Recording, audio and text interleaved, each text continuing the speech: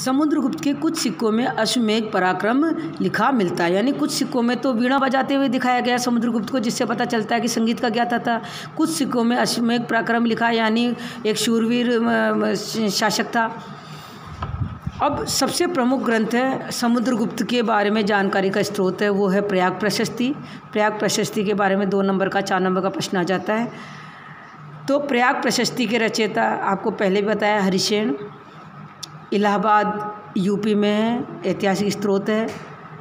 इसमें प्रयाग प्रशस्ति में समुद्रगुप्त के राज्याभिषेक, दिग्विजय व व्यक्तित्व पर प्रकाश डाला गया है। यानी प्रयाग प्रशस्ति में समुद्रगुप्त के राज्याभिषेक के बारे में, उसके विजयों के बारे में और उसके व्यक्तित्व चरित्र के बारे में प्रकाश डाला गया है, यानी उसके बारे में लिखा गया है।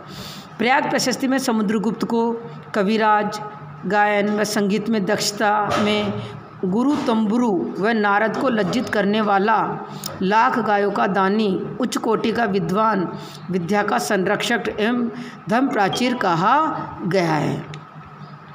गुप्त काल के कई अधिकारियों के पदों व नामों के उल्लेख से गुप्तकालीन शासन व्यवस्था की जानकारी मिलती है। यानी गुप्त काल के जो कई अधिकारियों के जो पद है उनके नामों के उल्लेख से गुप्तकालीन की शासन व्यवस्था की जानकारी मिलती है। यानी प्रयाग प्रशस्ति में आपको मेन याद रखना है, इसका रचयिता हरिसेन है, ये इलाहाबाद में स्थित है और इसमें इसकी राज्याभिषेक, दिग्विजय, व्यक्तित्व प्रकाश डाला गया है और इसको कविराज, गायक, संगीत में दक्षता के कारण इसको गुरु तंबुरु, नारद को लज्जित करने वाला, लाख गायों का दानी, उच्च कोटि का विद्वान, विद्या का संरक्षक और धर्म प्राचीर कहा गया है। अब समुद्रगुप्त को एरन अभिलेख में पराक्रम व विजयों का स्रोत कहा है। अब हरिसेन का जो अधिकारी था उसकी पोस्ट का नाम है महासंधि विग्रहक, यानी आज का जो विदेश मंत्री होता है जो दूसरे देशों से संबंध स्थापित करता है, उस तरह से गुप्त साम्राज्य में भी आज के विदेश मंत्री की तरह अधिकारी होता था, उसको कहा जाता था मंत्री महासंधि विग्रहक। अब आते हैं समुद्रगुप्त की विजयों के बारे में। समुद्रगुप्त एक महान शासक, सेनापति, कूटनीतिज्ञ, बहुआयामी प्रतिभा से युक्त यथार्थवादी व्यक्तित्व का धनी थे। दरबारी कवि महासंधि विग्रहक हरिसेन ने प्रयाग प्रशस्ति में अपने आश्रयदाता समुद्रगुप्त के पराक्रम, दिग्विजय का वर्णन किया है। अब इसकी विजयों को 6 भागों में बांटा है। प्रारंभिक विजय, आर्यावर्त के जो 9 राजाओं पर विजय, दक्षिण के 12 राजाओं पर विजय, आठविकों पर विजय, सीमांत राज्य गणराज्यों की विजय, विदेशी राज्यों के द्वारा समुद्रगुप्त से अधीन मैत्री स्वीकार करना। अब हम इनका विस्तार से अध्ययन करेंगे। पहला आता है प्रारंभिक विजय।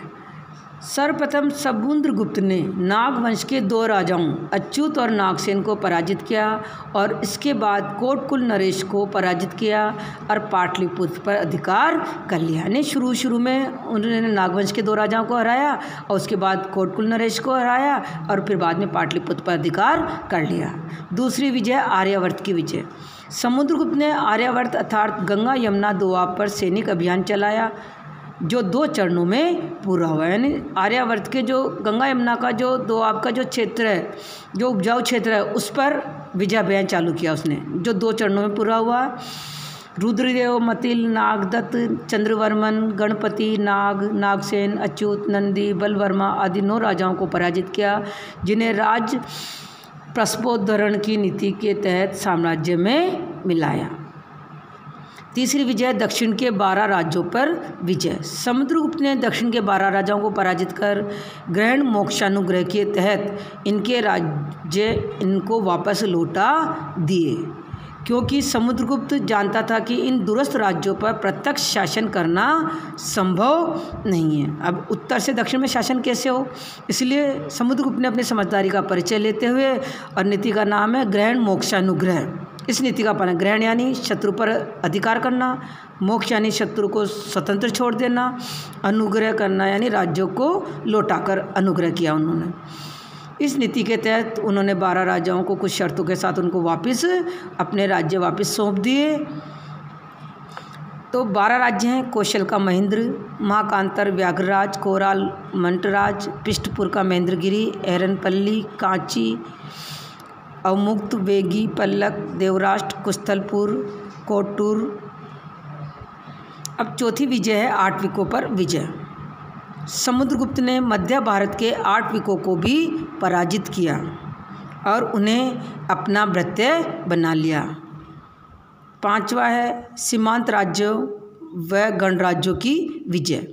सीमांत प्रदेशों के राजतंत्रात्मक व गणतंत्रात्मक राज्यों में भी भयभीत होकर अधीनता स्वीकार कर ली। यानी जो समुद्रगुप्त के सीमांत राज्य थे, जो पड़ोसी देश थे, उन्होंने इनसे डर के, समुद्रगुप्त से डर कर ही उसकी अधीनता स्वीकार कर ली और समुद्रगुप्त ने इनके साथ सर्वदानाज्ञाकरण प्राणायाम की नीति का अवलंबन किया, यानी सब तरह से उनको दान कर दिया। छठी है विदेशी शासकों द्वारा समुद्रगुप्त से मैत्री करना।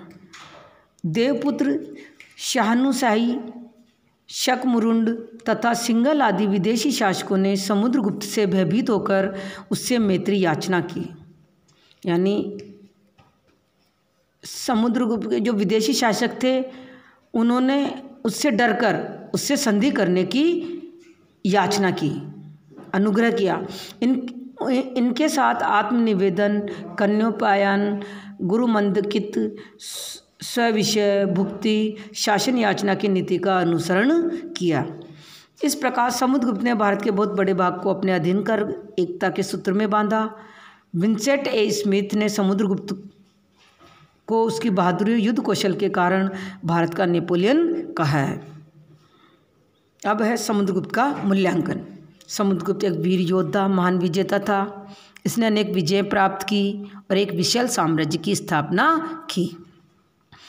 समुद्रगुप्त ने भारत में नए युग की शुरुआत की और भारत को राजनीतिक एकता प्रदान की। यानी समुद्रगुप्त के समय इतना विशाल साम्राज्य बना। पहले चंद्रगुप्त मौर्य, फिर अशोक, फिर बाद में आए समुद्रगुप्त। समुद्रगुप्त उच्च कोटि का विद्वान, साहित्य तथा कला का संरक्षक, संगीतज्ञ, दानी, धर्मनिष्ठ, विनयशील तथा धर्म सहिष्णु शासक था। तो हमने आज गुप्त साम्राज्य के 3 शासकों के बारे में अध्ययन किया, 4 शासकों के बारे में।